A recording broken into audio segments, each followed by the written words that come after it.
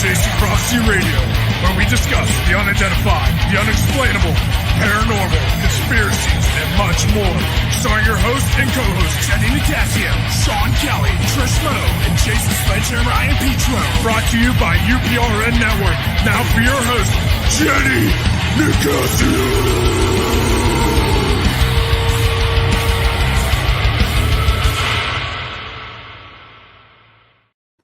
Good evening and welcome to Chasing Prophecy on the UPRN Radio Network, FM 105.3 New Orleans, where we discuss anything and everything beyond the scope of normal. I'm Jenny Nicasio, along with my co-host, Sean Kelly, the Vampire Slayer, as just the amazing Jason I. Petro, and the fabulous Trish Moe. You're welcome. We discuss welcome to Torture Tuesday. Everything and everything beyond the scope of normal. So yeah, welcome to Jason. Michael. Jason. You know what it is? Okay, come on, Trish. What are we at? Come on, moon phases. We're almost there. Well, I thought also it's the 12th. I mean, that's portal day. Okay. That's. I just went into the wrong portal. Maybe that's it. It should be a fun show tonight, though. That's good. That's good. Okay. Well, we have an interesting show for you tonight. We're going to discuss some really strange things that have been happening on the UFO front. There's been a lot of. We mentioned it last week. Remember when on the Sun, Sean said, "Oh, how reliable is a tabloid, the Sun?" Well, right after I put it on, it was all over the news, Fox, CNN, CBS, NBC, and they're talking about that really strange disclosure with the UFOs about the radiation and the people that are being abducted. And we're going to play a couple audio clips before we bring our guest on, because he's going to help us debunk this or discuss this. So you be the judge of this. Okay. So let's go ahead and play some of these. Now, of course, I'll probably won't be able to find them because that's me. Okay. Dyslexia Jen. I can't help it. That's what I am. Okay. Ready, guys? Let's play some of these. Well, thousands of previously classified documents regarding UFOs have now been released to the public. And some of the stories include alien abductions, electrical paralysis, and even sexual encounters. Yeah, just some bizarre stuff. Fox 35's William Lajeunesse has the shocking details from this 1,500-page report. Pilots tracking unidentified objects, balls of light suspended over the ocean, UFOs chasing warships, all part of a growing body of sightings of UAPs or unidentified aerial phenomena. They're going against the wind. The wind's 120 knots from the west. Now comes something even more explosive, a 1,500-page Pentagon report of previously classified documents cataloging accounts from witnesses and victims claiming radiation burns, brain damage, even paralysis after close encounters with UAPs. This is the most haunting of all the reports from my perspective, because it shows immunological deficiency. It shows altering human DNA. It shows degradation on a cellular level. Prepared in 2010 by the Pentagon's secret Advanced Aerospace Weapons Program, the report was released only after a Freedom of Information request. It found sufficient incidents, accidents have been accurately reported, and medical data acquired as to support a hypothesis that some advanced systems are already deployed and opaque to full U.S. understandings. This is from within the documents themselves. The report says humans have been injured from exposure to UFOs, from abductions and perceived time loss to sexual encounters and unexplained pregnancies. We're talking about an area where there is intervention with the human being on such a level that is beyond just negative health effects. Some of this stuff is really bizarre. So what's next? While this program ended in 2010, Corbell says the Pentagon continues to study UFOs, and more military videos and documents are likely to be released this year. The response from the Pentagon. In Los Angeles, William Lajeunesse, Fox News. Okay, now we have a different perspective from another audio clip. These are astronomers, so I think this is going to be pretty interesting too. So let me go ahead and play that before we bring on our guest, Jesse. Okay. Of course, I probably can't find it now. And I don't think I can find it now because it's not here. So what I'm going to do is I'm going to bring our guest on, and while we're chatting, I'm going to look that up because I think it's really it's very informative. So let me go ahead and bring our guests on the show. But let me introduce him first. Jesse Peak, a certified Mufon Field investigator for State of Pennsylvania Mufon Experience Resource Team. That's ERT. Sorry about the background and my little doggy. Investigator for the Scientific Coalition for UAP Studies with certifications in astronomy, space exploration, space advocacy, oh my goodness, case management, introduction to computer technology. Well, he's a very popular boy. He's public speech speaking. Oh my God. Investigation. Sorry. We're going to go ahead and introduce him because I don't think my dog's going to let me do this tonight. This is what happens when you work at home, guys. So let me go ahead and introduce Jesse Peak. Welcome to Chasing Prophecy, Jesse. Hey, everybody. How you doing tonight? Welcome. Hey, welcome. How are you tonight? Doing well, doing well. Good. Everybody else? Now you heard the tape, didn't you? Did you hear it? Yeah. Yep. So go ahead and give us a little bit of insight into what you do before we get to, into the more discussion segment of the show. So go ahead and give us your, 5 minutes. Go ahead. My name's Jesse Peak. I'm a MUFON certified field investigator in the state of Pennsylvania, city of Philadelphia. I also work for MUFON's ERT, which is the Experiencer Resource Team, where we work with experiencers, people that have been abductees, contactees. And we basically work as a counselor, a therapist, and we are their open ear to listen to their problems. We also find help for them, go to meetings with them, try to find similarities in their case to find answers to what's going on with them. And I'm also an advocate for the Planetary Society, pretty much all over the place, and a member of the SCU. And so I'm all in, that's what I'm about. Yeah. So what do you since you're MUFON, I used to do MUFON. I used to be a field investigator for Westmoreland County in Pennsylvania. So I pretty much know what a MUFON investigator does. And I know these guys, they've heard of you, especially Sean and Jason. We'd had a number of them on the show before. Trish, I don't know. Trish, you know what they do, right? Yeah. I just interviewed a previous MUFON director, Jill Weaver, last week, actually. So, they go and they investigate, but you do more than just, you're really into that though. I know, like some of them, like there was a star. Yeah, I mean, we go out if we have to go out and get in the field and actually meet the person one-on-one, we'll actually do an investigation. I have all my equipment to go out in the field and actually do that. And we can also do some of the regular, CE1s. We can do that over the phone or through email because I'm familiar with the area. We have tons of different programs we can use to figure out different astronomical stuff. We have different things where we can follow FAA flight patterns. So we could basically get down to the answer of your sighting. We usually say about 94% of stuff can be explained, and there's about 6% that is that unknown that we look for. So that's the basic gist of it. And the ERT, we just, it's just like working with an individual as a counselor. It's really rewarding in itself to help another individual find answers to their problems, especially because of how deep some of them go. I guess we'll be talking about some of that now with the new Pentagon report. Yeah. So tell us what do you think about what's going on? I mean, why would they suddenly do this? I mean, if they had this for so long and they're just starting to talk about it now. So what do you think's going on? Do you think there's something happening? Are these legit reports, or is this just some kind of distraction? Well, I wouldn't be surprised if they didn't have information on this. So I could see it being true. I guess us that have been in the field for a very, very long time, the veterans and people that have been in it for years, we're kind of familiar with the fact that this happens on an everyday basis, and we pretty much know it's true already. So this is just basically confirmation for us, and it's good to have that out there because, I mean, what can you say? I mean, what you can't really defend against that when you're talking about, people with radiation burns, encounters of intense heat, sexual encounters, physiological effects. We're talking about paralysis, pain, rashes, and amnesia. I mean, it's crazy. intense. So, Intense.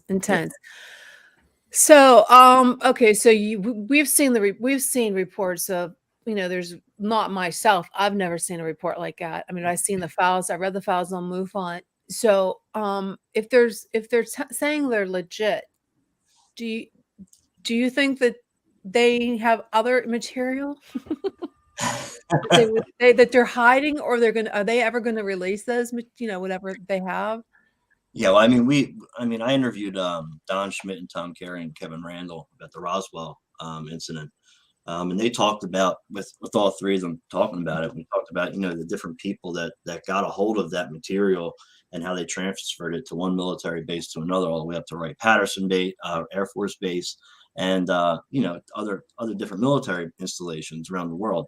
And they're doing tests on it. So I would believe in a heartbeat that they have something that they're not telling us about. I mean, you got to think about, we have the iPhone 13 right now that's out in the public view. They're probably working on the iPhone 25 or iPhone 30, Okay, so you definitely think like that there is a technology, like an alliance with technology, that they're giving us this technology? Or do you think I don't know if they necessarily gave it to us. They might have got it in maybe a crash retrieval. I mean, there's just too much evidence. If you really look through all the documents and, the declassified documents, John Greenwald does a great job of doing that and releasing the FOIA requests.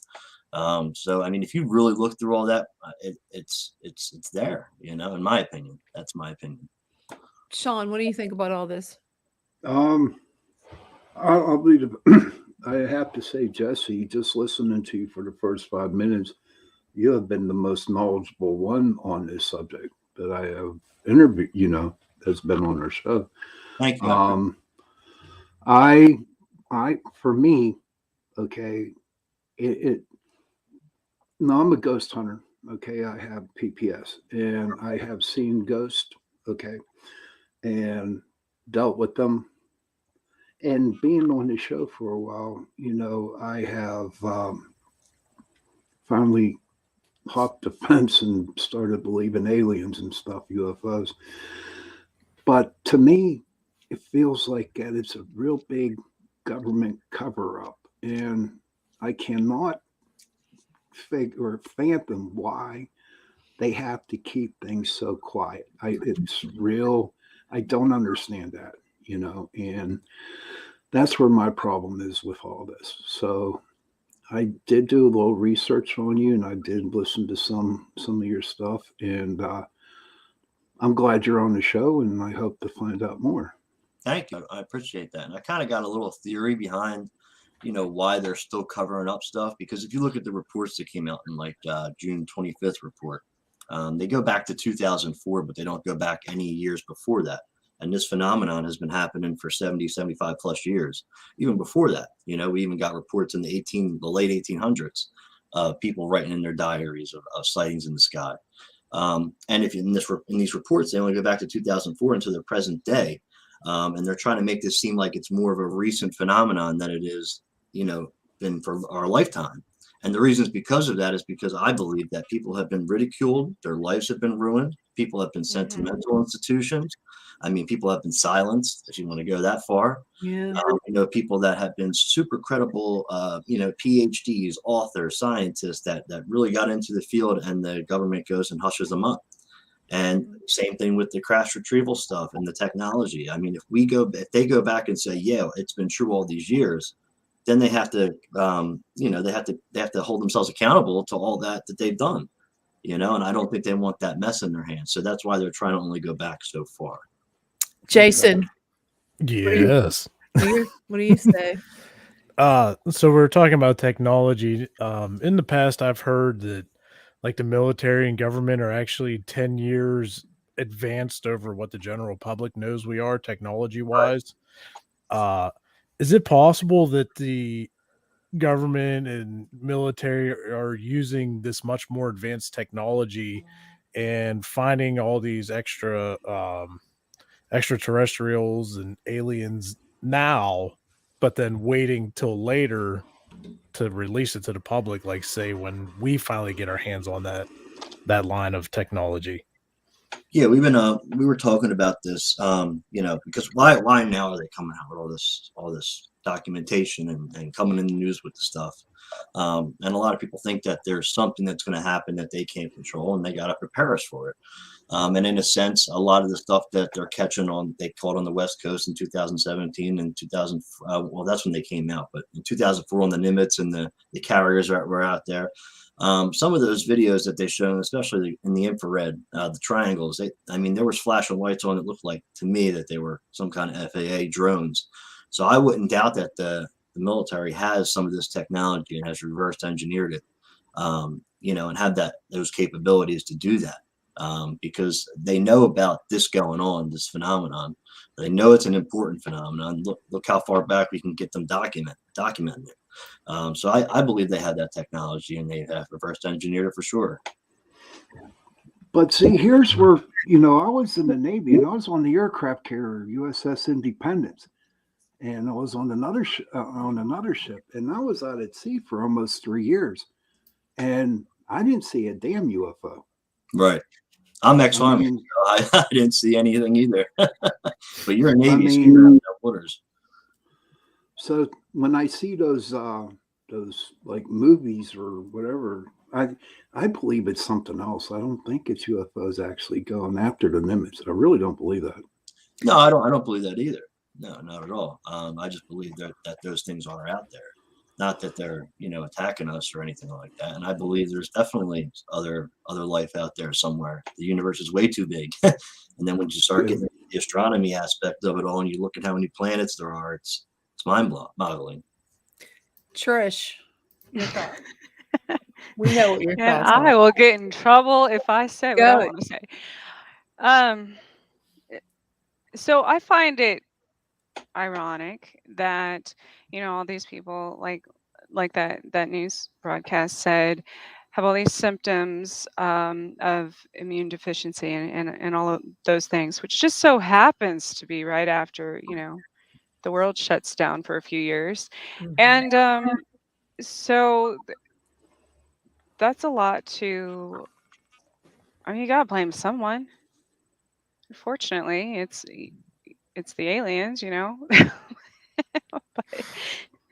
but that's just but yes, I agree that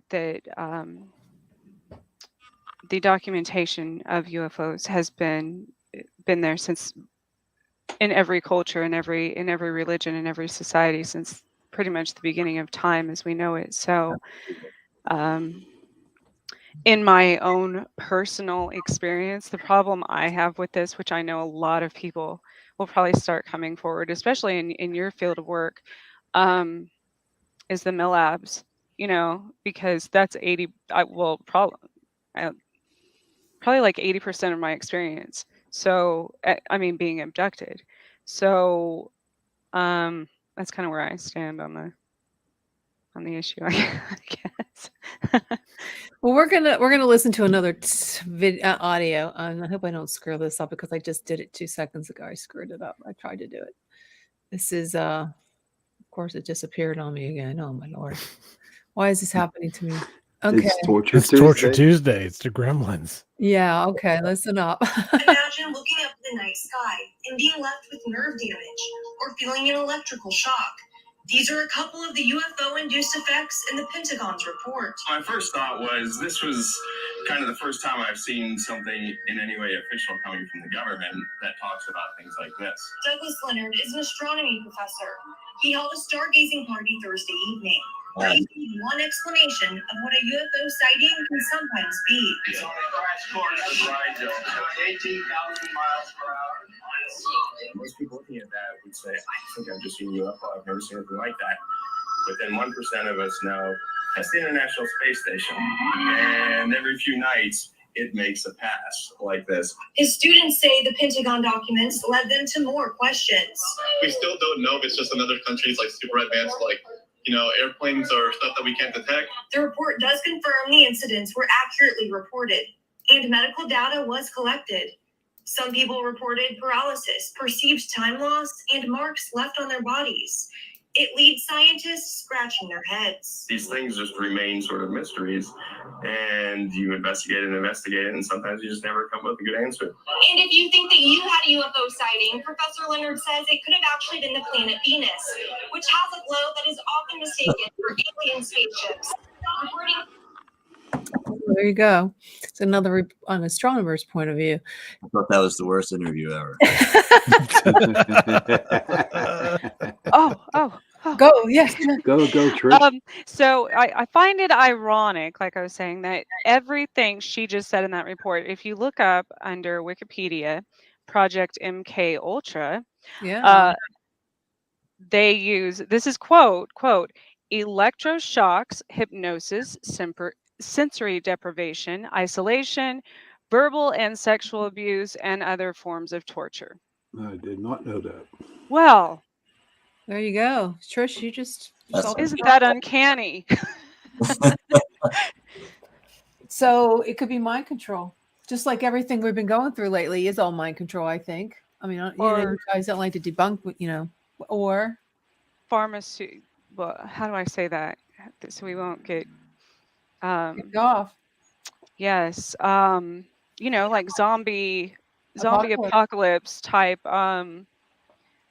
things for to prevent an outbreak of a zombie apocalypse.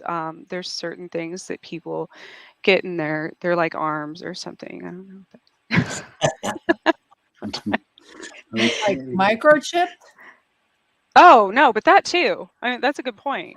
And I thought about that today with all these, when people are talking, it's all over the place. If you look at the number of car accidents, people are like, I don't know, I got dizzy and all of a sudden, blah, blah, blah. And that, if we all do have microchips or implants or something, as far as from the government, and I know in Kansas alone, I just looked it up, all of these towers all over and satellites, there's like 400 in my area alone. Do you think that the 5G towers is causing this?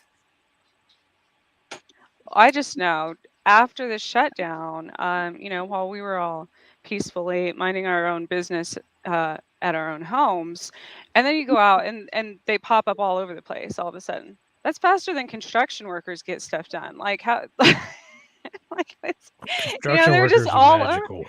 No, but I'm saying like all of a sudden there's in 2 months, 3 months, there's these towers that I never noticed, but I hadn't been, out on the roads or traveling to other cities or anything like that in those 3 months. And now all of a sudden they're all over the place. And y'all know, I'm sensitive to that stuff. So I'm like a bat, and they completely screw me up as far as directional abilities and stuff when they turn them on and everything. So. Right.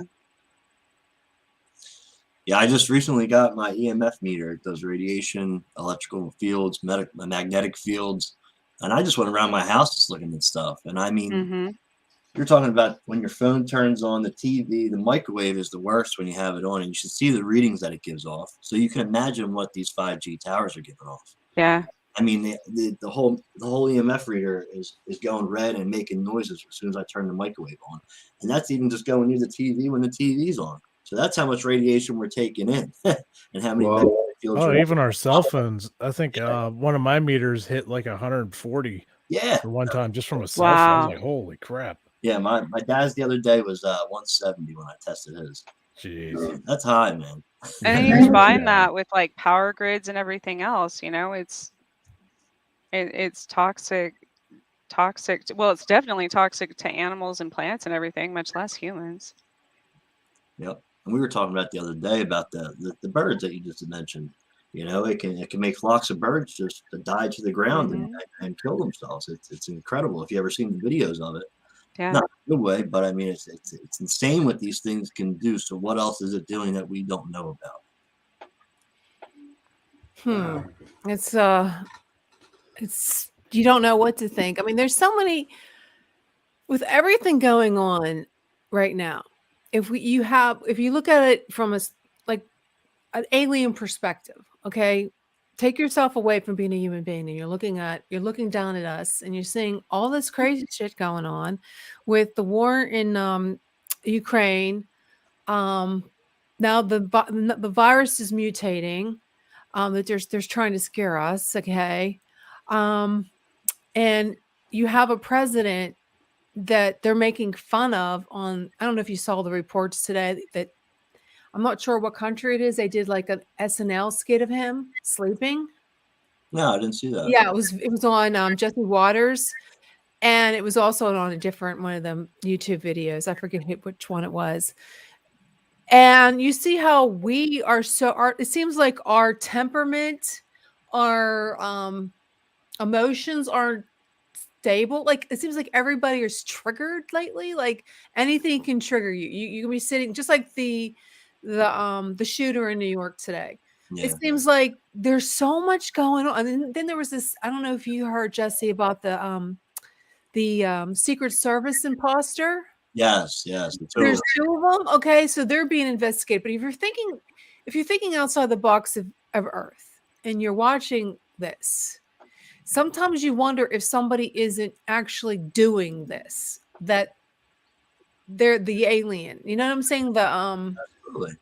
Do you know what I'm saying? That they might not be Yeah. doing it. Maybe they're doing it to us. And they're just waiting for that opportunity to make themselves known when we are, the most vulnerable. You know what I'm saying? They're waiting for us to be so screwed up, mentally, then they'll make themselves known.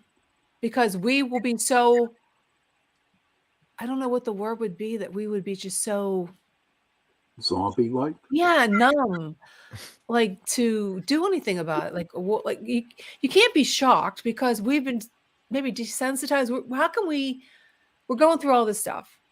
What's one more thing? I mean, come on, alien invasion. You know what I'm saying? Who cares?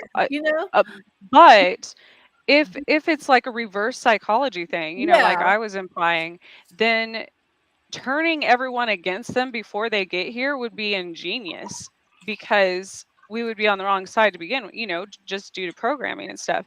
Because as I've mentioned before, in my own experience, and who knows what their agenda was, but there has been certain extraterrestrials, I believe, that actually have saved me, possibly from humans. So Possibility, yeah. it changed my perspective. I'm like, well, okay, so whose side am I on? Like, so I'm not afraid of aliens anymore. I've always said, like, man's the greatest monster in this universe. Oh my God, yeah, that's exactly that is so true. Like you're I mean, look what we do Do we to ever our own wonder if kind. aliens look at us and like, look at these aliens? Yeah, they do. Yeah, think They're about like, it. You're what right. the hell is wrong with you? I'm going to bring crazy. this up real quick. You were saying that the aliens are like, sending us bad energy or mojo, whatever, and making us like, like a zombie. Like, Yeah. Is it possible that it is not an alien, but someone in high government Oh yeah. pushing buttons? See, that's why, because I think, aliens are good. I really believe it. I think they're good. I don't know, Jesse. I don't think the ball. there's so many different races of them. Like we were making fun of this one show that's called People of Earth.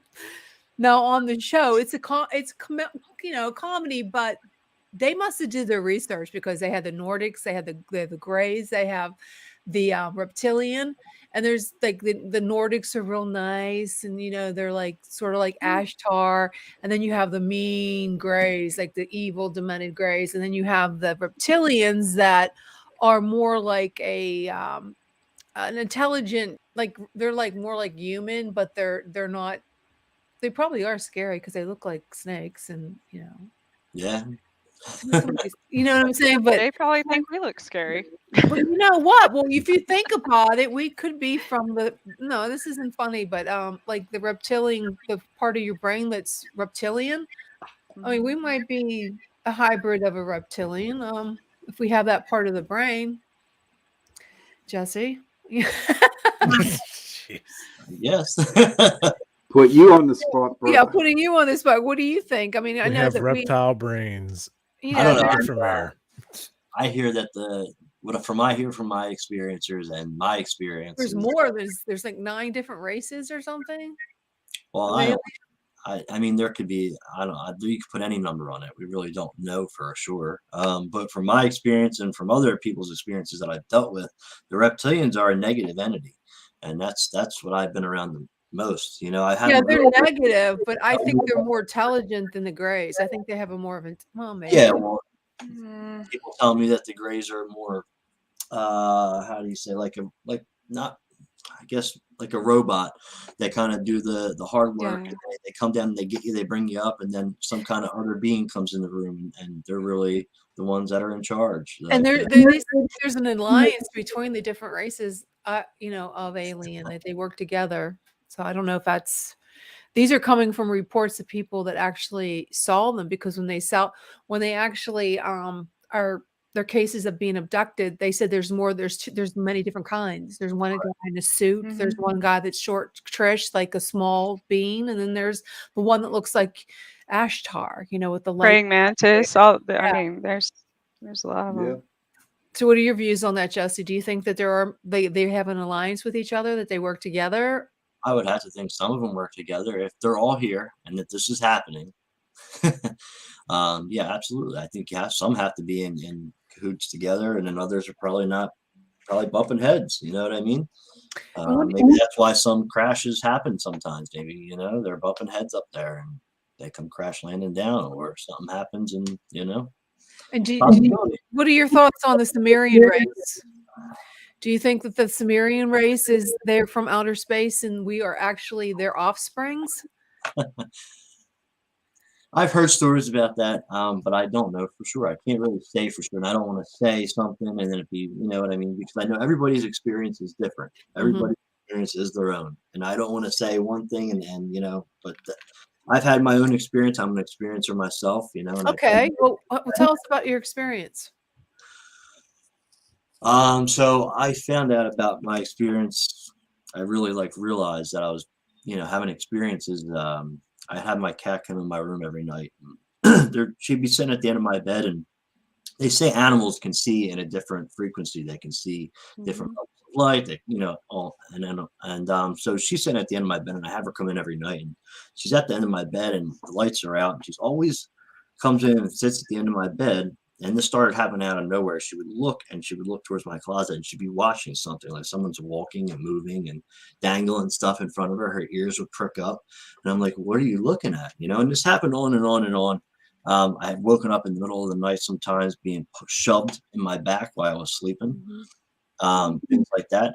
So I got to the point where, I was shoved one night. I stayed still and looked down, and there was a handprint in the bed sheet of my cover. Oh, wow. So, That's amazing. that kind of confirmed that something was happening. And then I had Margie Kay. She's the assistant director for Missouri Mufon. She is a remote viewer. And I had her remote view my situation, and she told me that there was a portal in my room, and that there was a tall, skinny ET pointing to a place that had a river or a stream at the bottom and a mountain connected to it that was going up. And he was trying to show me that, but I don't know. I'm still trying to figure out my experience. You know what I mean? I'm still working through it. And I've been trying to figure out what this place is. Now I have dreams. They're different dreams, but they're usually in that same place, which is a place with water and a mountain, which I've just started to realize this might be that place that they're trying to show me. Oh my goodness. So, because I'd be back in the military, and I'd be in basic training, and we're doing tightrope over top of the water at the lake, but it's connected to the mountain. Like, these are the dreams that I'm having, and this Oh is what my goodness. So then every time I'm out, I'm camping with the family, and we're at the bottom of the mountain, and we're swimming in the lake, and it's the same place every time, but a little different. You know what I mean? So then I start thinking about back to my childhood, and I'm like, so if this has happened, this has probably been happening my whole life. So let me think about these things. So I realized that when I was I think I was like 2, maybe 3 years old, I had sleptwalked twice, and I've never sleptwalked my entire life, not even the rest until today. It was just those 2 times, and that was it. I supposedly I sleptwalk. I lived in an apartment building. I unlocked my front door at 2 or 3 years old, walked down 2 flights of steps, and walked into my cousin's house. I knocked on the door and said hello. Don't remember none of that. And I remember the next thing I remember is sitting on the couch watching TV. It happened one other time too. So I'm like, is this maybe I was taken and I was put back in front of the wrong door, and I knocked on my cousin's door downstairs instead of knocking on my door, or something like that. So there's little things that are starting to add up, and it's like maybe this has been this way the whole time. The whole time growing up, I felt that someone has been watching over me. I don't know how many times I got into dirty situations or bad situations. Someone trying to rob me. And instead of being stabbed, I'm walking away with my life. And, it went a certain way to where he had to run off, things like that. And it's like, okay, well, I always thought my whole life this was my guardian angel looking over me. You know what I mean? Well, maybe it's not. Maybe it's something else looking over me. Can I interrupt you real quick? Sure. How do you know it's not something other than like a ghost or a loved one that I was passed just going away? to ask that. I would completely be open to that. But the whole reason I went into that direction is because of what Margie had told me during the remote viewing session. She said it's an ET that I've never seen before. I've never seen anything like this. She actually told me it weirded her out, the being.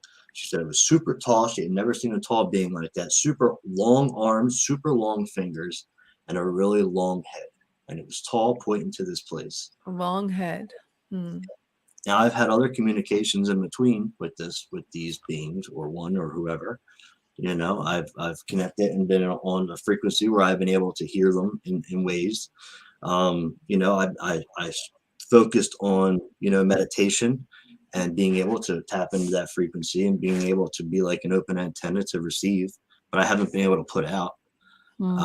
There's been tons of stuff like this happening, and lately I've been having some negative experiences. So I don't know what changed, and I'm trying to figure that out as well. So it's still an ongoing thing, constantly learning, constantly trying to write down things and put pieces to the puzzle together. So that's basically the gist of my experience. I was just going to ask if did you say you do know where that location might have been that you had dreams about, the mountain and the water? I don't know where that location would physically be. Just in the dreams, it's always that place doing something different, and things are slowly, like little things are changed, Only because last night, Phil and Julia Syracusa from Horsefly Chronicles, Phil was abducted. He was talking about that, and I'm like, there's something about your living room. Why do I keep getting? And they had a picture on the wall of a mountain like running down to a stream and a lake, and I'm like, why do I keep looking at that? Why is that so familiar? Like, why is that? So that's crazy that you. That is weird. It's like You'll have to. I mean, it's exactly like you just described too. So. That's interesting. And he said the same thing, that he started having negative experiences. So see, and then it's things like this where I'm like, okay, was I meant to come here and talk to you about yes. And then you start thinking about that, and it's like, is this all supposed to be, or am I just crazy? You're not crazy. Don't worry about that. You're not crazy. We're all mad here. I have a what does that say, Jason? Can you read that? Just got here. Not sure how much I missed, but a question for the guest. Did he have anything happen as a child? Example, dreams, missing time. Well, that those two experiences where I had that missing time, and I think I was probably, what happened was they probably took me, and then I'm thinking that they put me back in the wrong place, and I was still out of it. So that's why I knocked on my cousin's door and sat there, and I found out that this was actually like 2:30, 3:30 in the morning a.m. So it wasn't like it was during the day or some normal time in the day. This was in the middle of the night. Did you see what he looked like? I mean, besides, did you? Because there's a lot of that. There's a lot of people who channel, and they get that Ashtar guy. I don't know, what I'm talking about. No, I mean, there's a number of different people that I have talked to who were interested in being a guest on the show, and they talk about Ashtar. It's like they all talk about Ashtar. I've never heard that name. Ashtar is really a galactic tourist. What is he? He's aboard a galactic. There's like a federation that are he's a blonde-headed dude. It's just like, They believe he's a Nordic, kind of like leader of some sort of the galactic, Oh, okay. what is it, Confederation or yeah, whatever, yeah. that Dresses in that blue. communicates with them. But I don't know. That seems like I Because they're feel, and more I've like said this they're to. like guardians, though. Like, aren't they, Trish? They're like I guardians to protect. Well, I mean, yeah, that's what people who communicate with this entity believe, and I don't know either way, but it's so the stories I've heard I get from that are I don't know. I just from my own communication with extraterrestrials and stuff, I don't know if I trust that. Like I feel like people are being manipulated by something that they don't, it's kind of leading them Understand. into yeah, I don't know. I don't know. And like I said, I mean, I don't know for sure, Well, but it's the sketchy for me. it is sketchy, and the reason why I'm saying that because I was making fun of Ashtar last week, guys. Remember? Mm-hmm. Don't make fun of things. What, So I Ashtar come to you in your dream? well, no, but Of I course. started to YouTube him, and I come across a YouTube video, and I told my son about it too, and I said I can't get it out of my head. He had like a message, Yeah. and it said somebody had channeled him, and they broadcasted the message. It was 0010111. I can't get that number out of my head. Oh, The that's a Matrix. hex code. Yeah, that's a hex code. I mean, that's like in And I can't get it out of my head though, because I keep going and I want to learn more about Ashtar. And I was wondering because people, like these people in the audience, ladies and gentlemen, we're But talking about divine meanings, and this yeah, entity is communicating through other people. He's channeling, like the MUFON investigator director who did that remote viewing with you, Jesse. But maybe it is see this being Ashtar or this divine. Go ahead, Trish. Help me out here. well, no, but what I was going to say is I'm sure what if there was, in the original and that somebody communicated with an Ashtar. But what I'm saying is now that whoever controls things, the wizard behind the curtain, Exactly, the wizard behind the curtain. but whoever does that, caught on to that and is like doing a copycat thing, to make people, Okay.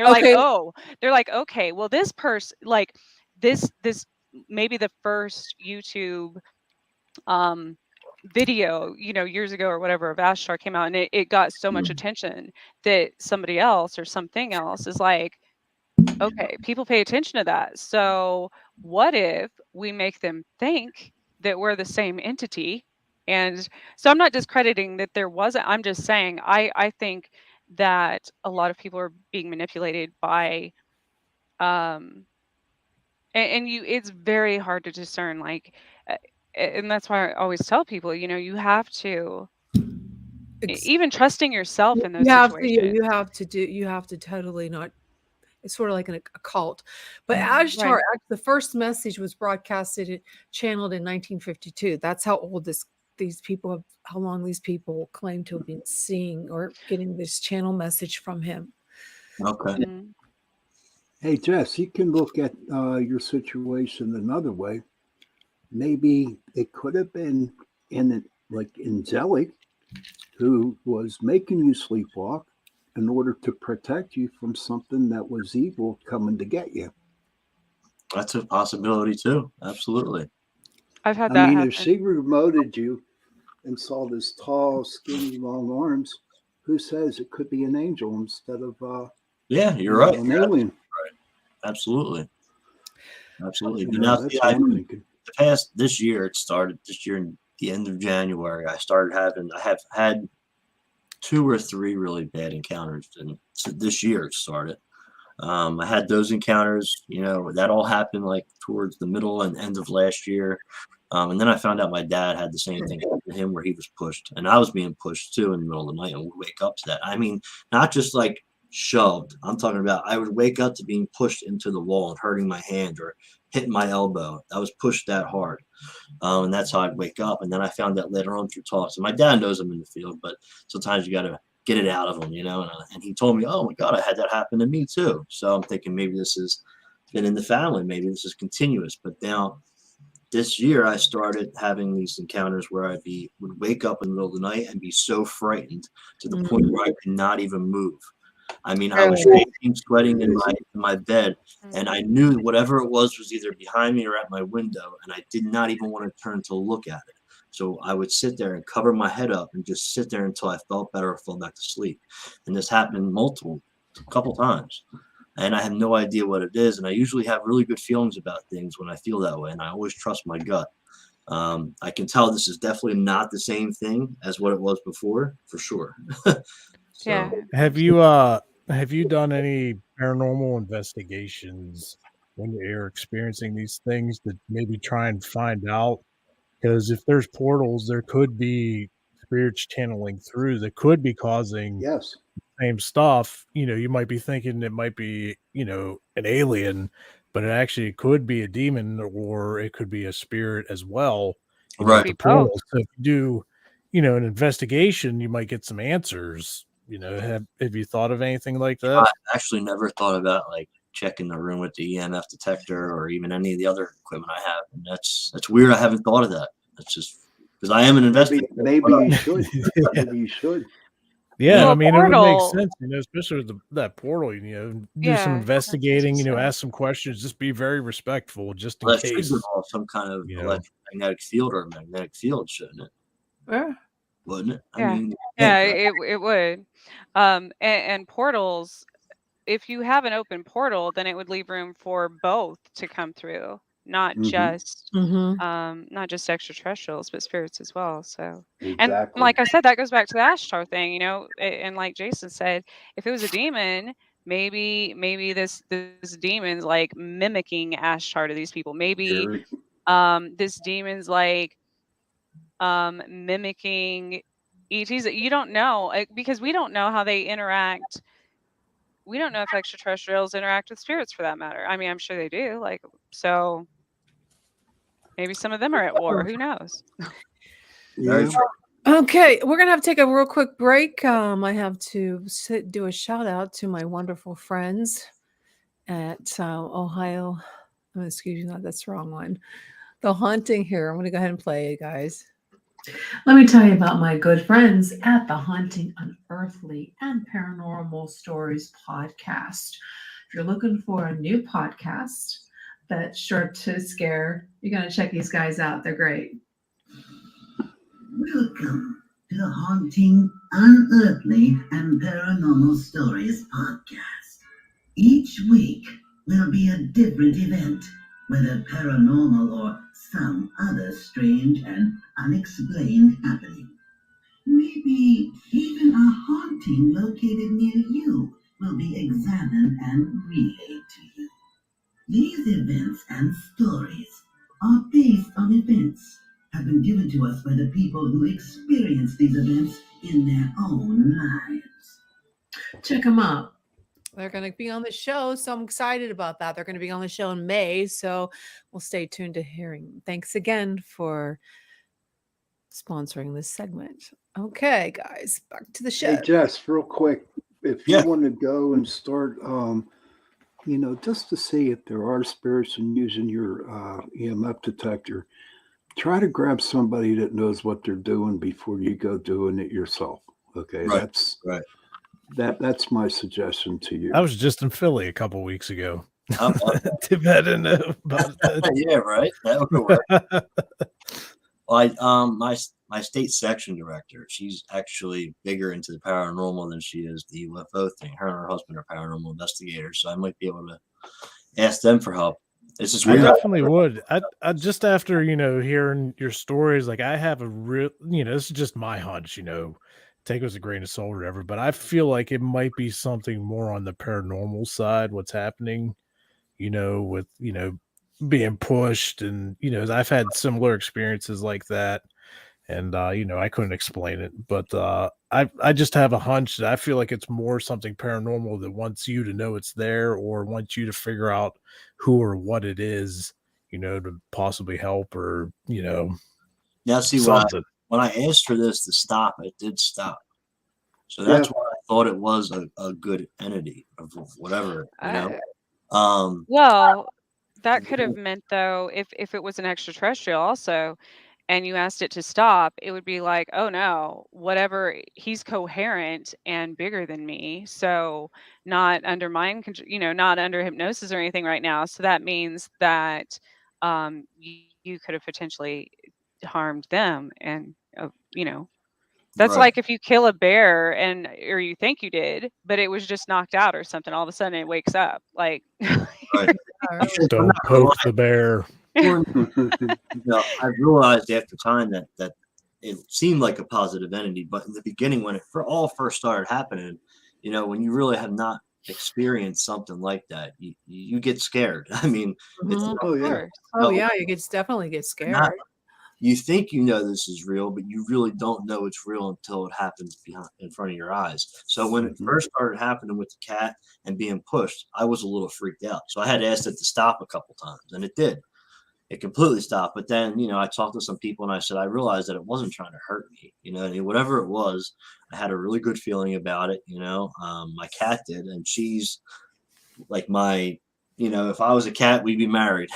That's what. You really wasn't that bad, and right? cats ward off evil spirits too. So, And she was really cool. She liked whatever this was. So it wasn't like, and then, I started asking for it to happen again. And then I kind of had some more experiences, asked it to stop to see if it would work again. It did stop again.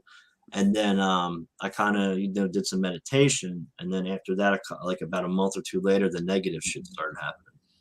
So that's was the beginning of your experiences into ufology. Ufology. yeah, right. A lot of people say, it's probably really starting to happen to you now because you're in the field. You've been doing this, you're helping other people with their experiences. So, some of that coming to you, and you basically put up an antenna when you're working in this field, especially with experiencers. Yep. You start noticing them, they start noticing you. That's right. Yeah. Amazing. So tell us about some of your most famous cases that you have investigated with MUFON. So I guess with MUFON, I really haven't had too many unknowns. There's been a lot. I've been able to basically, I think I've only had one. All the other ones I've been able to identify clearly as not being UFO. Right. And that's something that, I try to tell people, don't just hop into the UFO field, take some other stuff too, like astronomy and space exploration, get to know what you're about to jump your feet into, because a lot of people will jump in saying, I believe in UFOs, and they'll go and the training is extensive through MUFON. But still, if I didn't have the astronomy classes and space exploration classes, I wouldn't have known half of the answers to half the cases that I've had. I've been able to figure out stars that happen to show at the same right point in time and it's only visible for an hour, in the same direction at the time the witness saw it, and then it disappeared after that. So, it really does help to have that, But, yeah. What state are you out of again? I'm in Philadelphia, Pennsylvania. Okay, so you're in Philadelphia, and you're part of the area that I was involved in. Mainline MUFON. Yeah. You've met Stan Gordon, haven't you? No, I have not met Stan. No, really, because he's been with the he's been in the Philadelphia conferences. You have never met him? No, I'm getting ready. I went last year to the Philadelphia one conference. I'm going again this year. Have you ever gone to the Pittsburgh one? No, because that's only a day, and it's pretty far from where I'm at. Okay. I was just wondering because he's noticed a lot of activity in the Chestnut Ridge area of Pennsylvania. Yeah. And a lot of reports of UFOs and loud noises and cryptic creatures. Now, is there any reports like that in Philadelphia? Not in Philadelphia, but I used to be in Jersey a lot all the time. They had the Jersey Devil over there. Yeah, the Jersey Devil. That's their big one. When I was in the Boy Scouts when I was younger, we used to go camping in the woods out in Jersey, deep Jersey. And, we used to play games all the time and see how long someone can last by themselves in the woods with the Jersey Devil out there, and then you come running out of the woods. But yeah, not too much paranormal. Not in the city of Philadelphia, maybe on the outskirts. What do you feel about this Jersey Devil? Do you think it's UFO related, or is it some kind of elemental or a creature from a different dimension that goes through portals? I don't know. I mean, it would be. I believe that, it's all connected in some way or another. You know what I mean? I do believe that, even if it's an ET or if it's the paranormal or if it's Bigfoot, I believe in some way or another they're connected in one way, so I don't know. It could be like a Bigfoot, it's a cryptid. So I don't know. Trish, what did you want to say? Oh, when he said he was a Boy Scout. Uh-oh. And earlier when we were talking about the MK Ultra, they had secret detention camps. The Boy And Scouts. that's been back since the early 50s. And The Boy Scouts? well, no, MK Ultra. But what I was going to say in regards to that is, and a lot of those started with the what was it, the Nuremberg trials in 47, Oh, ironically. yeah. But there's been a pattern of and they always blame like the Boy Scouts organization and all this other stuff, or whatever summer camp or church camp or whatever it is. And I was recalling like when I was at church camp in Arizona when I was little, and there was a mountain and there was a lake, and I was pretty far from my home. I mean, I was like a few hours, so it's not like I was anywhere close to my parents or anything. And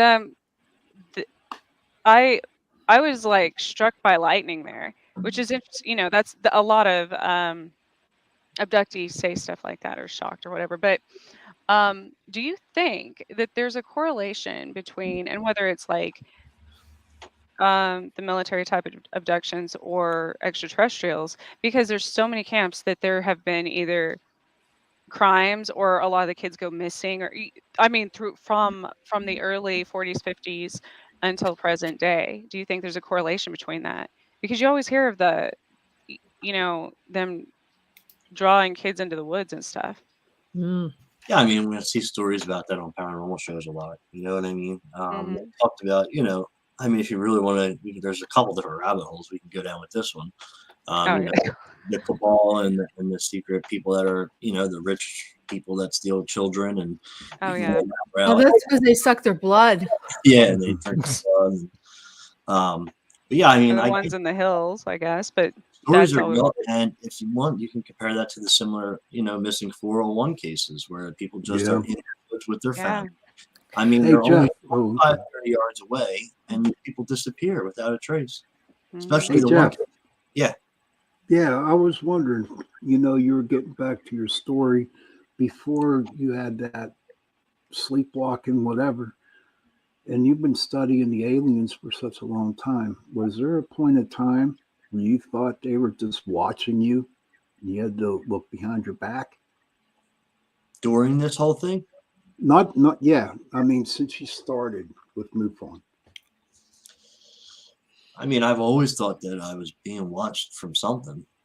But did it make you nervous? Did it make you weird? I don't recall. No. Okay, cool. No.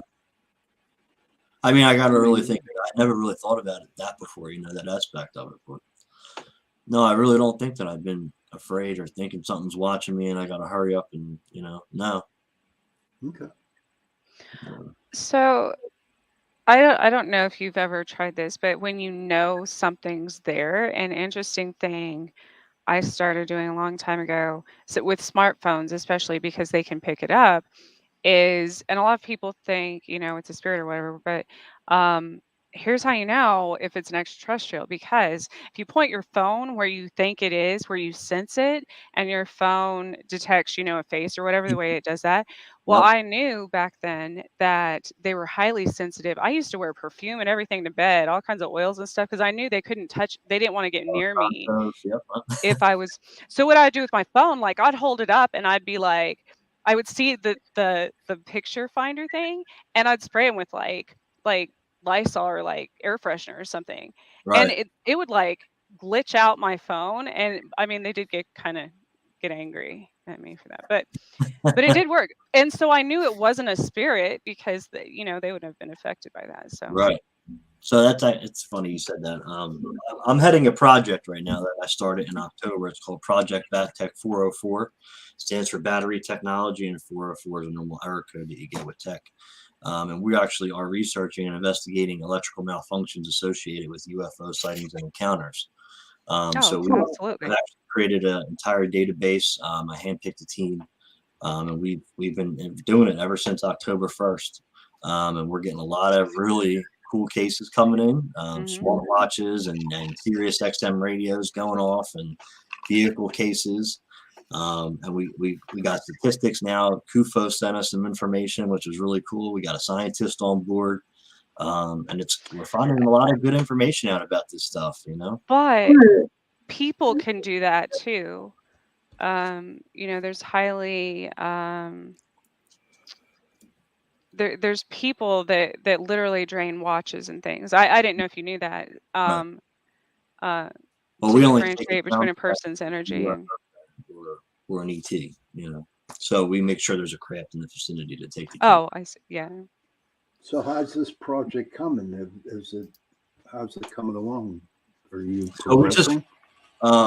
it's a public project, so we have a website. You can go and check it out. And we do share most of the cases, some of the cases that we have researched and done on the case of the projects link. And then we just released a short report on diesel engines from what's the year? I think it was 1974, because there was cases of normal combustion engines and diesel engines, and there would be a UFO sighting, and the diesel engine would not shut down, but the combustion engine would.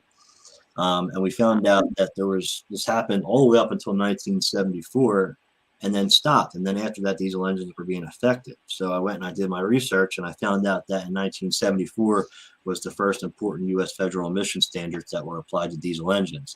So they actually changed the technology of the engine, which made it then be affected by UFO encounters. So we're trying to get into those engines and see how they were made, and maybe we can come up with something to, well, we're going to continue the research, but come together with some kind of way to prevent this from happening to our electronics during these encounters. We should talk. I just talked to somebody the other day about the diesel engine thing, and they had converted a car that was gas, an older vehicle that Right. had a gas engine or whatever, and they added the diesel as so they could use both. So technically they could go That's weird. I don't know, over 1,000 miles That's in one trip. weird. That's why they did it for better fuel efficiency. But kind of like the shut off, how you have the hybrid vehicles for electric and gas. Right. Maybe you could do that with gas and diesel. Yeah, it's weird because diesel engines take one spark. It hits off of a coil, or your spark plug. It hits and then it starts the engine and it keeps it going. Where a combustion engine, it needs electricity to run. So it's weird how we can convert both of those into one. That's interesting. Really interesting. So we also got other statistics too on the distance of these UFOs during electromagnetic cases, the event duration of these things, and I think the number, it's probably a little higher now, but like 1.5% of UFO cases are EM cases, and it seems small number, but it's actually a really large number. There's thousands of cases of it. So we're getting more and more information, and I mean, the people that are reporting and finding other organizations that have information on this has just been a great help. And we're actually trying to bring some more people on now because we have so many cases and so many historical cases that we need to, document so we can get the information.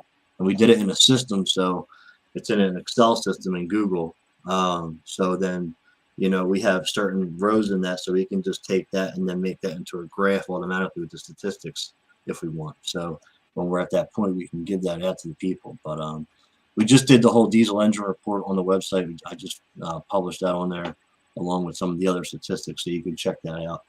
And then we were also looking at some of the substances found after UFO landings. We found organic carbide, not regular carbide, organic sulfur, and then there was chemicals used to protect against heat, which were actually used on NASA when they would when the shuttle would come in and re-entry, which was really interesting because it's like, is that some of our own technology we're finding at these landing sites? So there's a lot of different stuff that's been coming out of this, and a lot more questions, but it's a little bit more answers as well, you know. But, What did you say the website was for that group that you're in? BATTECH 404. Actually, hold on, let me see. I'll write it in the chat for you. Oh, That's it. Or project. It's project battech404.wordpress.com.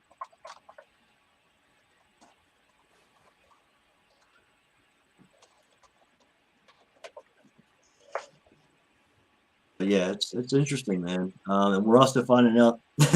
My assistant director fell upon this.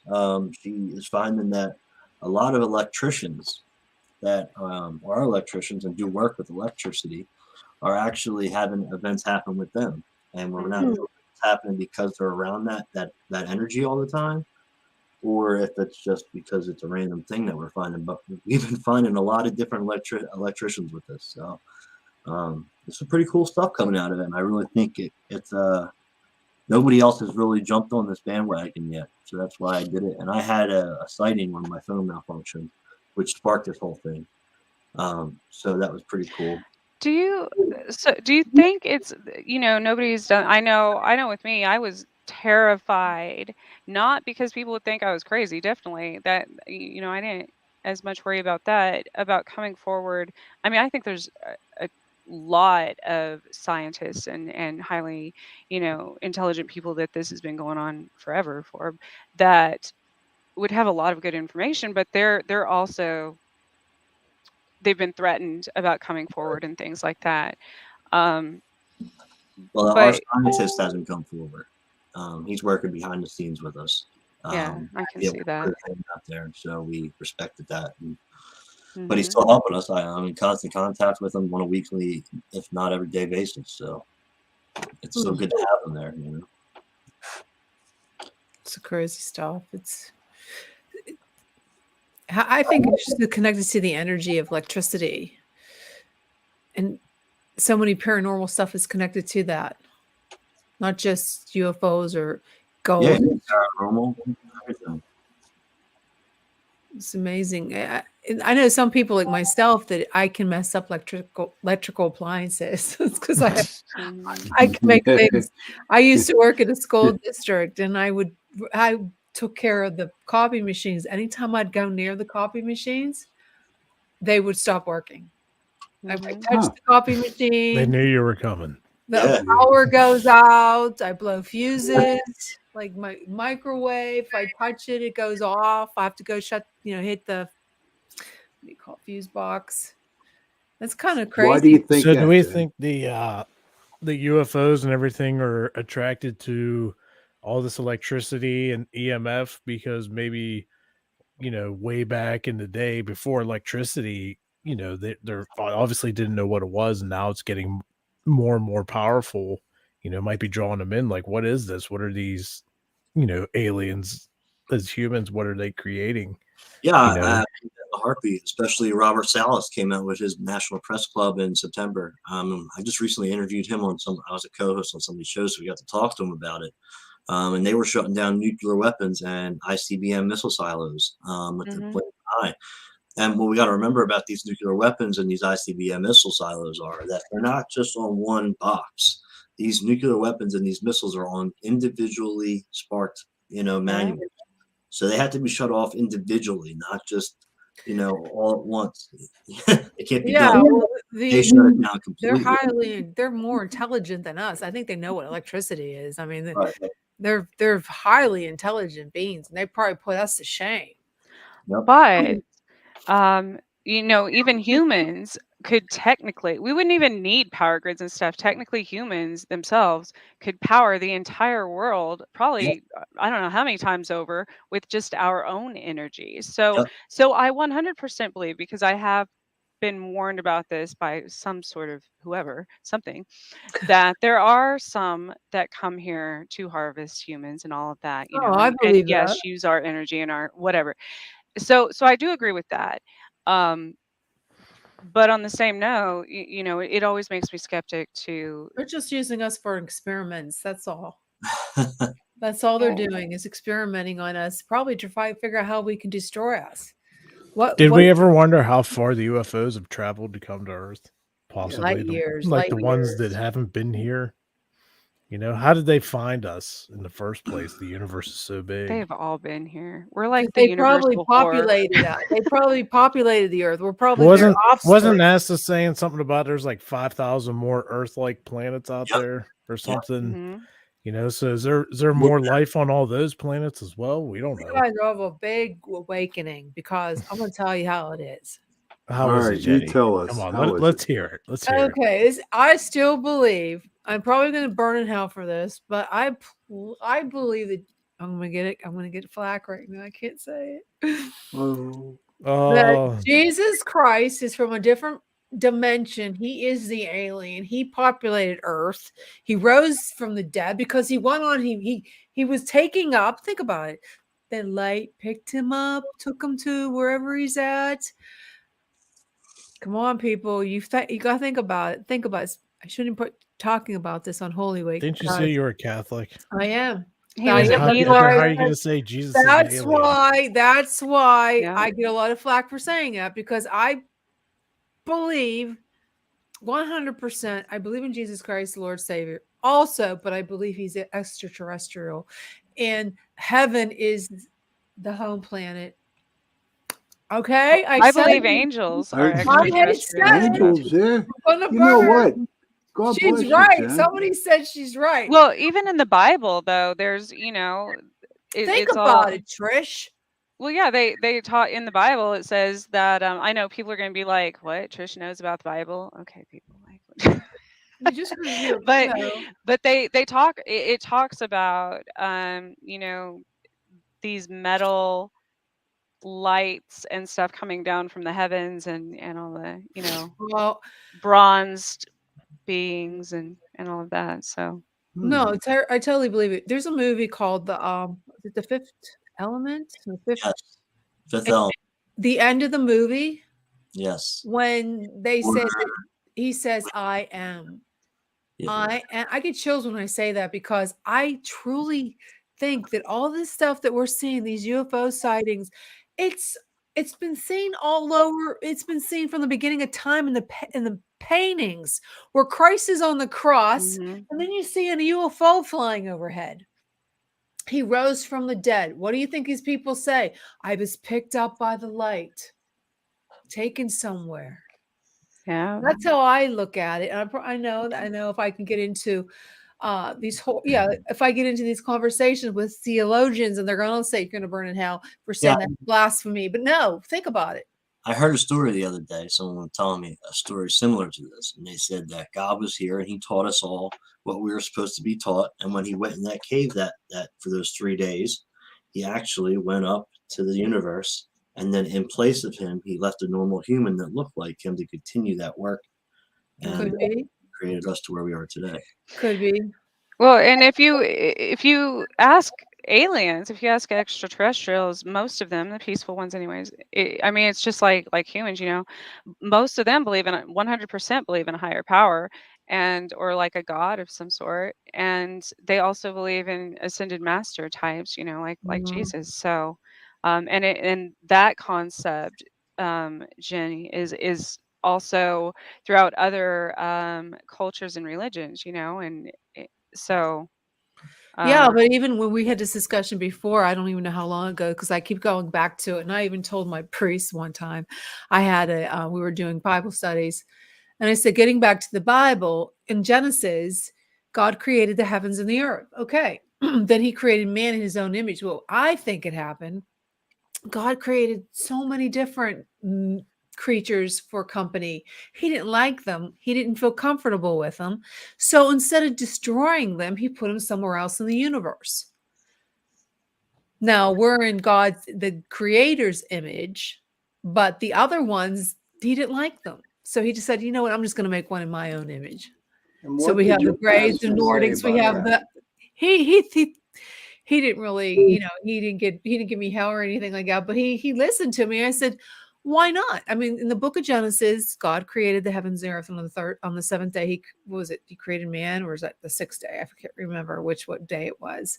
But okay, he looked at these creatures. First, he did the grays. Man, I can't sit here all day and talk to this guy. So instead of destroying him, he stuck him in a different solar system. Then he got the Nordics. He says, "You're just a little bit too tall for me. You don't look like me completely. So I'm going to put you here." And then the reptilians, you're more like the snake, the devil, Satan, whatever. So I'm going to put you somewhere else. Instead of destroying them, he put them somewhere else in the universe. Well, I think that's a good story. Okay. I like to believe that. So that's how we have all these different races of aliens. So I think that's where mythology comes from too, as far as like the Greek and Roman gods, and that's been a theory forever that they were just aliens yeah, bigger than normal humans that had all of these gifted abilities. Not all of them were bad, not all of them were good, Of course they had their own fights and stuff too. that's how I would like to look at it, because he didn't want to destroy these creatures. So he put them somewhere else, and there's our aliens. Then just go with that, Jen. I'm going with that. Whatever makes you happy. Whatever makes me happy. No, but I don't know. There just seems like, I don't know. There's so much discussion. I mean, it'd be nice to be able to sit down and talk with these guys. Now I'm going to visit her tonight. I'll get now Ashtar. I'm going to have the Nordics and the Greys. Careful what you wish for. You're gonna have some spirits come visit you. Hey, Jess. Yeah. Question for you. Is there any what's the ratio of UFOs coming out of the water than being on land? That's something new. I know there's a lot of research being done on that, because that really came out once the Nimitz were released in the New York Times, because they were seen coming in and out of the water while these pilots were chasing them. And I've heard within the past year that that's something that people are really starting to look into now. Now I know Debbie Ziegelmeyer, who is the state director for Missouri, she wrote a book because she runs the dive team for Mufon. So she actually she's probably the most familiar person with USOs out there. She's close to me. Yeah, and she wrote a book about the 5 Great Lakes or whatever, and she wrote another book about the waterways of the United States. So she would be somebody to really look into about that. She's a great person too. I meet her every Thursday night on the FI meeting, so easy to get a hold of and very nice person. I know here in Pennsylvania that they have a lake. It's the Kinzua Dam. There is report that a UFO actually went into that lake up there. Okay. So yeah, I mean the biggest one that I know of is the Lake Baikal incident in Russia, when the Russian divers went into the ocean, the lake, and this is all frozen. They had to break through the ice and go down there, and once they were diving down there, they actually bumped into, I think they said 4 or 5 ET beings under the water. And they described them. I mean, there's drawings of them. And when you're diving, you have to slowly come up out of the water, where you get that it's a disease and it can kill you. Yeah. They tried to go after these creatures and tried to catch them. And when they tried to throw a net around them, these things made them fly to the surface instantaneously. And I think only one survived out of the 6 of them. So they only had at the time in the ship, they have one of these tubes that actually heal you from that happening, but they threw all 6 in and only one survived. So there was only one guy to tell the story, and then the people up on the deck. So, and it's been documented. So it's pretty interesting. So I think this has been happening for a very long time. And I think that if they're here, they're in our oceans, because 10% of our oceans have been explored. It's 90% left. We're still finding sea creatures. Now, do you think that they're actually in the ocean or in the lakes or in whatever, or do you think that they're just using that because water, being an element that also has a lot of energy, do you think they're using that as like some sort of another type of portal maybe, or do you think that they actually come from, there's theories about that too, come from the ground or whatever? I think they have a use for water, and I do think they stay under there either as a base just to stop out here. Some kind of. But I know there's been plenty of reports of these UFOs using the water actually having a beam of water going up and something coming back out into the water. Yeah, there's so much to discover. There's undiscovered. Either they're pulling their engine, their propulsion system down, or whatever. Yeah. And then there's, we know, with a lot of people have been looking on Google Earth and into underneath the waters and finding structures that don't look man-made. I mean, Wow. And I do know that's how they can manipulate humans too. They've told me that before, that because we're mostly made of water, so right. that's what makes it easier. Which is also the reason, the mass people that have a higher muscle mass are harder to abduct. Okay. Because you have Maybe greater that's why mass. I'm not being abducted. No, I'm serious. That's when I started lifting weights a lot when I was younger. That's like I was literally scared to death, and I'm like, okay, I know that this makes it harder for them, so I'm gonna get stronger. It's more. You know what's suck 'em up crazy to is the light. how we developed a craft that was actually able to get to the sun and get up close and personal with the sun, but yet here we are, we don't know it's in our own oceans. Yeah. Oh my God! Has Yeah. anybody thought of that? There's so much water. We could go to the scalding hot sun with a device, to break its atmosphere or whatever, but we don't even know it's in our own oceans. Right. Right. And that's how powerful water is. Didn't the Air Force come out with a plane that it actually cloaks? You can't see it flying. I read something about that. I mean, like an invisible cloak, like on water. Yeah, I mean, there's where they're right in front of people and they see it just, materialize right in front of you. Yeah, it's a plane. Look behind you. There's someone behind you too. Some bitches on your back, Sean. No doubt. No, go ahead. If you want to laugh about it, go. I'm not. I'm telling you, totally I read about serious. it. No, but it's funny, if you raise your vibration, you can see through that cloak. That's Right. well known in the metaphysical community. If you detox your body from all the everything else, sugar and caffeine and all those things, preservatives and stuff, that's where a That's lot of why the it's reports really come good from. to meditate while you're fasting. Yeah, You have and a- then you're able to see through those illusions. Most definitely. There's so much out there that we haven't discovered yet. So many we're in the most fabulous time of our lives to be able to be part of it.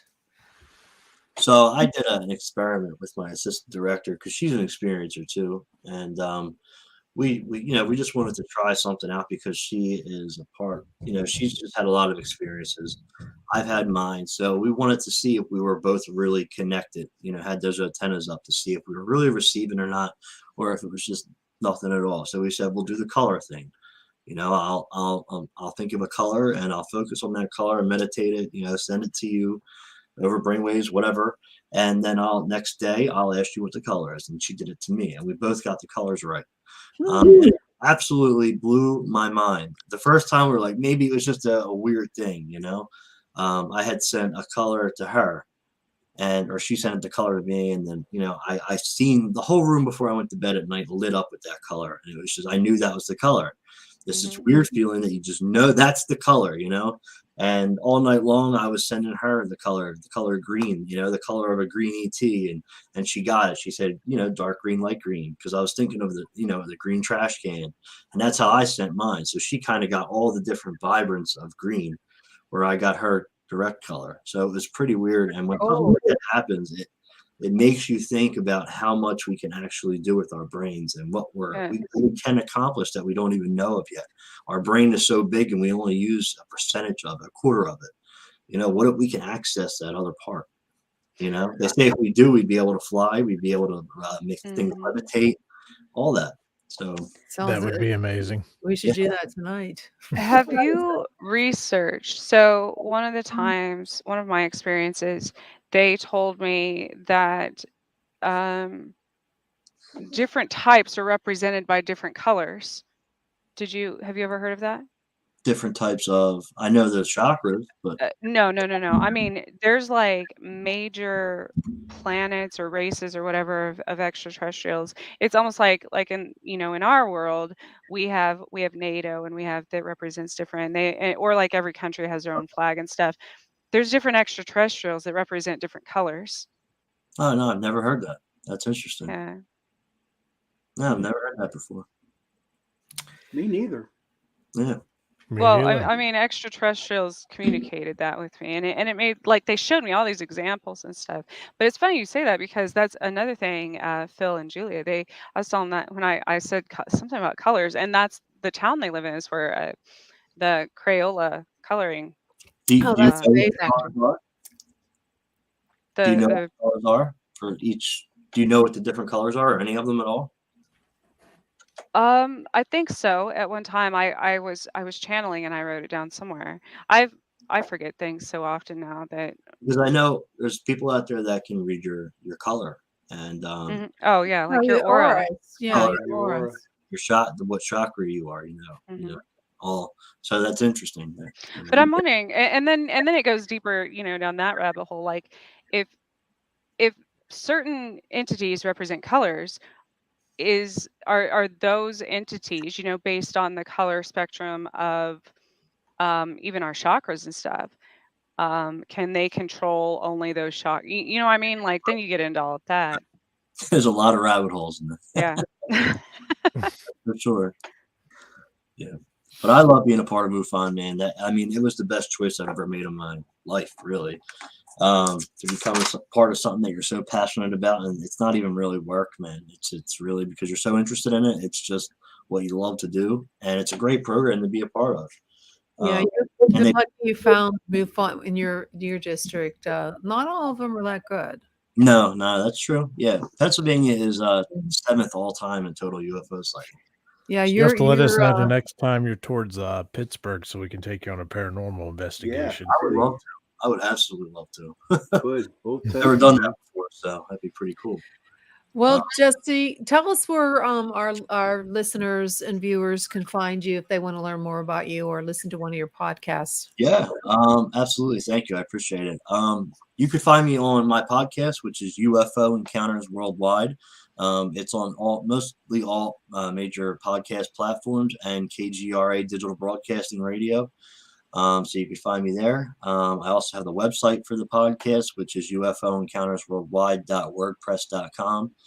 And if you want to report, you can go onto our project page. There's the ways to report EM case to us, and this way we'll investigate it for you. And we also got a merch store and all that kind of good stuff. So check that out.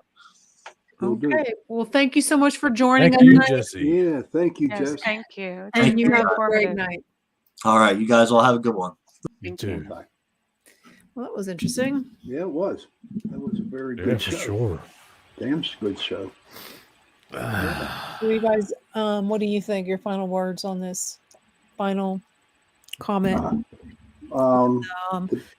To be honest with you, the burns and the sexual encounters with the aliens.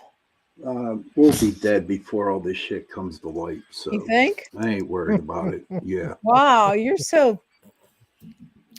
I don't think so. I think they're gonna. I think maybe Just in our imagine lifetime. 500 years from now. Yeah.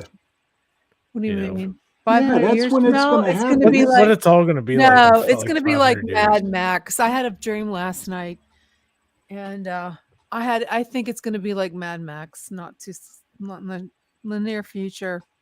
And I didn't like that dream. It's kind Well, of I'm going to find a cave, Like put how- some water and food in it. So I'll do. What? I'm going to get a cave and I'm going to sit in it. I'm cave. going to be none. Yeah. Well, I'm moving You to look the like woods. you're in a cave right now there, Pap. Yeah, I am, I'm buddy. gonna move to the woods somewhere. No, it was really depressing. Well, I don't like it. You ever watch Mad Max? Yeah. That was good. Did you watch it? You guys should go check it out. It's a good show, Trish. It's a good show. It's a good movie. I keep thinking the movie Mad Max. Yeah, that's what I mean. Mad Max with Mel Gibson. Yes. Yep. Yes, Yeah, a road very warrior. good. Well, that's what it was like. In Tina my Turner dream. was in it too. Every time those movies come on, I watch them. Every Yeah. single time. It wasn't a very good experience. No, I think we're gonna live to see it. I just think everything's falling apart right now, and like there's so much. Like I totally believe that somebody's like controlling it. I don't know. Sort of maybe it is MK Ultra. I don't know. Could be. It also could be the the government. The way I look at it. I mean, And I know we don't talk politics, but I'm telling you, 2024, the world will change. I will tell you, I'm predicting it right now. Okay, You know, Sean. with all the crap that's going on the planet, and Jenny, you were talking earlier, like what God created, too Yeah, tall of beings to I put themselves. totally believe that. What if we are those other beings that he just doesn't want and put us on, Oh, our own planet? maybe we are. Because I mean, there's all the crap that's going on out there. It wouldn't I surprise wouldn't me. be surprised if we were the It's bad. like the human race was like the We're like the ant farm that never could. we were created on a drunken Saturday night. Yeah, we were. We're We're the A team over here. Okay, I'm like, If that's the case, might as well just quit now, right? No. This light's So when do you bothering think my this is eyes. going to happen, Jen? Honestly, I'm being honest with you.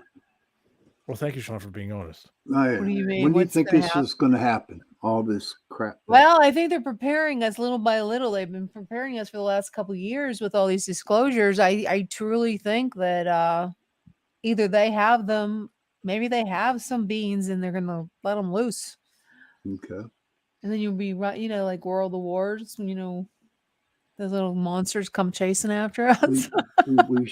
we should tell our listeners about Project Bluebeam just in case they pull that one off.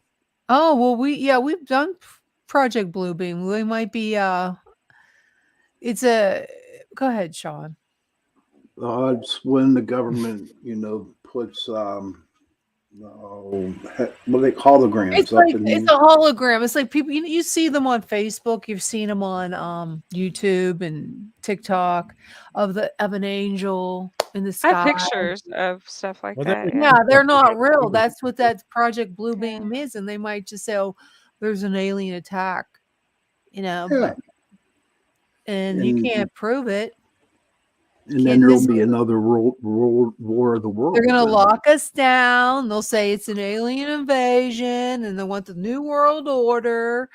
All this stuff. They want one government, one currency. It's all about the new world order. Well, I'm glad there's too much greed out there. That'll never happen. I don't know. They're already starting. We're already starting to make everything their way. Well, I'm going to tell you what's going to be on my show next. Yes, do tell us. Do tell us. I'm going to be talking about Earth angels. Okay, I am an Earth angel. And isn't there a song called Earth Angel? I think there is. And then I'm going to do a meditation. Oh, good. Because I'm gonna listen for sure. I'm going to do a meditation. Silence. He did one, but he's so comforting. His voice is so comforting. I was out like this. So I'll do the meditation with you. So I might not make it. Yeah, I hope you do make it. I have 3 that I plan on doing. What do these meditations do, Sean? They just, make you open your eyes in meditation and see, like with the bird, you're out there in the middle of the meadow, and then you're sitting on a rock and the bird flies down. You get on his back and you fly, just let the bird fly, and he shows you stuff. And then there's the dolphins that you sitting by a lake with a mountain right at night, and these 2 dolphins come out of the water and they take you to the middle of the earth. That's amazing. And then you got the horse, and that's a scary one because you go through the different colors like green, red, yellow, white, and blue, and it's pretty something. You're on the back of a horse, and you have to trust the horse to get you to where you need to go, and that is pretty intense. It is. Well, that sounds like something I like to do, be on the back of a horse going far, far away. The whole deal behind that meditation is that you have to trust the horse, because eventually the horse trail is wide, but eventually when you get into the Black Forest, it's like this small, real small. And only the horse knows where to go. And it's interesting. Well, I want to thank Carnation for sponsoring this last hour. And thank you, Carnation. Thank you, Carnation. Yes, You're thank you, welcome. That's the best Carnation. thanks ever I've heard from you. My battery's starting to go down, if you noticed. I'm having Rob Gutro on my show next week. He's a paranormal investigator, but he's also primarily an animal medium from I'd like to hear Kentucky. that.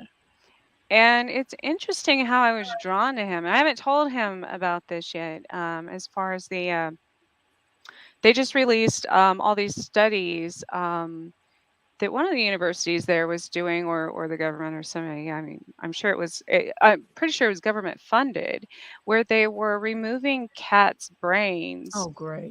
And making them walk on a treadmill to see how long, which they 100% were able to stay alive. That's sick. And move. But then it makes you wonder what that would create. That is evil. Zombie That's bad. Animals. That's That's so just evil. what's the It sounds like you know what I mean? Fauci. But I'm saying on a bigger picture, that's terrifying. That is terrifying because they can do it to humans, and I'm going to be on a treadmill without my brain. What did I say at the beginning? I said zombie apocalypse. Oh, jeez. Oh, that's just as bad as Fauci with the beagles. And something else about they were cutting their spinal cord as well. And then making them do things just to see. I'm gonna have nightmares. Well, tonight. no, it was to test something about, and I'm gonna have to research this week, but it should be. So they want. I'm gonna ask him if he knows about all what's the purpose that. of this church to make zombies?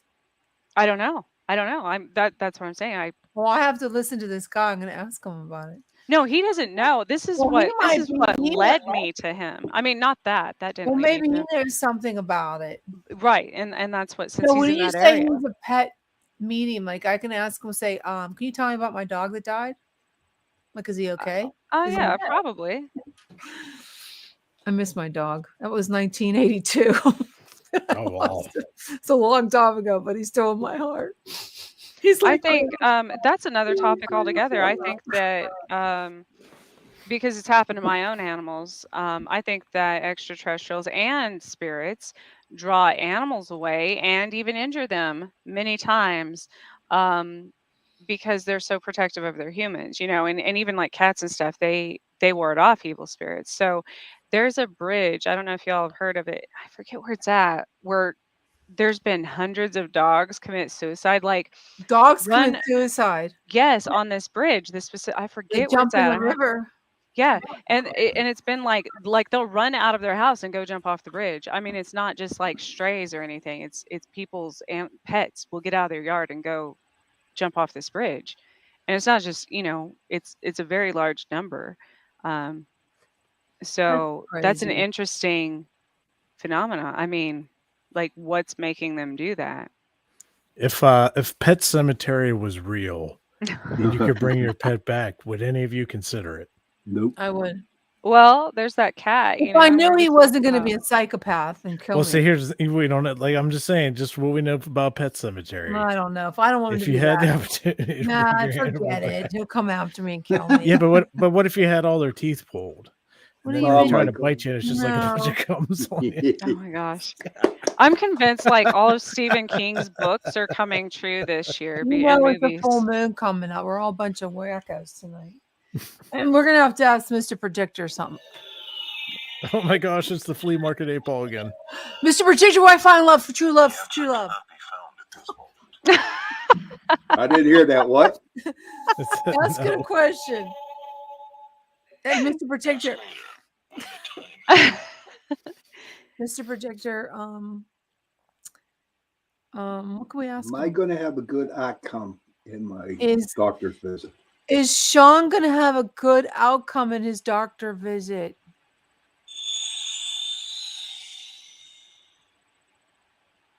Without hesitation, yes. You're going to. Are all of Stephen King's movies going to come true this year?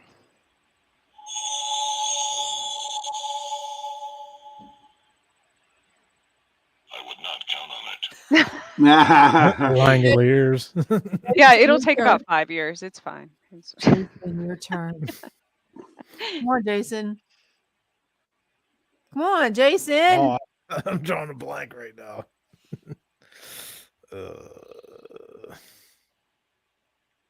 Will Anybody got Jason anything? get 2 more trucks? I just bought one on my birthday. I know you.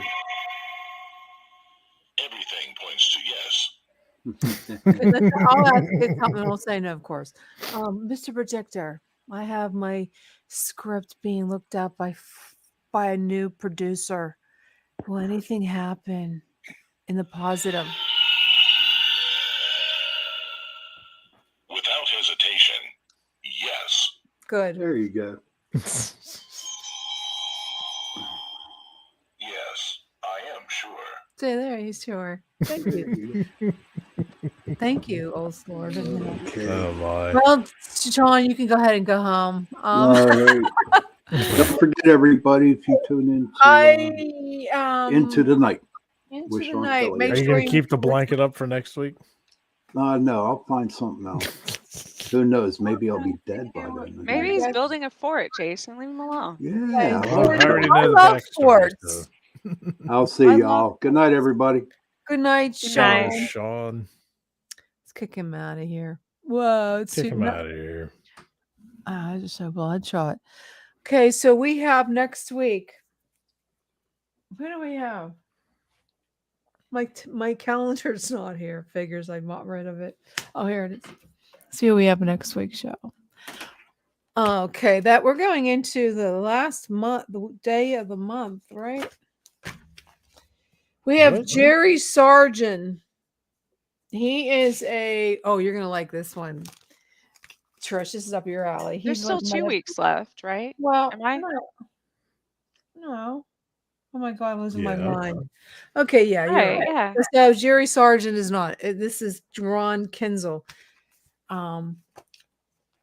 You're gonna find out about him. But Jerry is the last of the month, the 26th. He's a metaphysics. You're gonna like him. He does all that energy work. Are you guys having any plans for Easter? Oh, probably just the normal.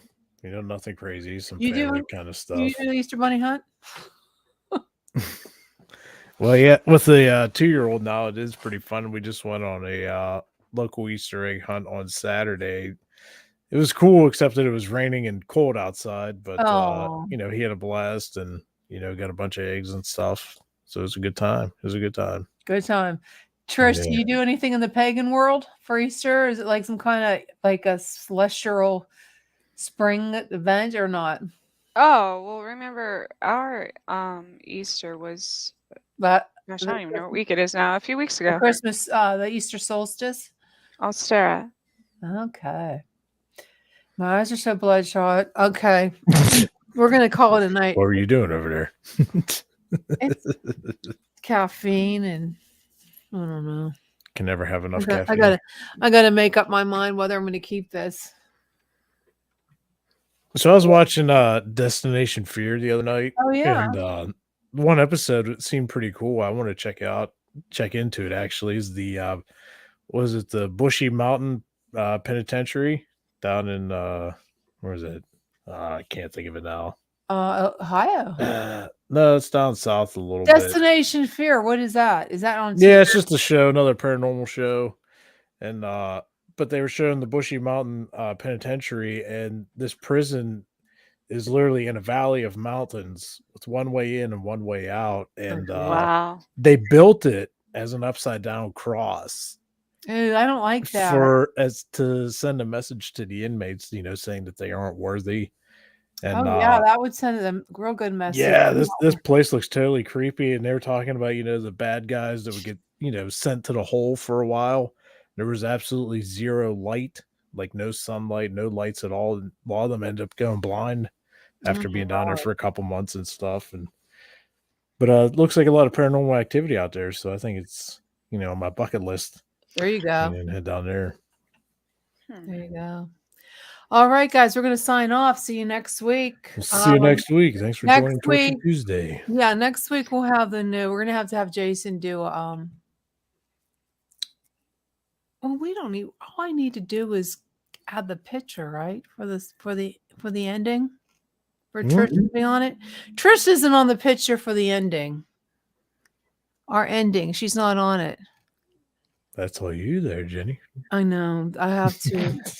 I have to figure it out. I'm not. Okay, here's the ending. So next week we'll have share. I just called you share. Next week we'll have Trisha's picture on. So let's go ahead. Thank God. Jeez. Okay.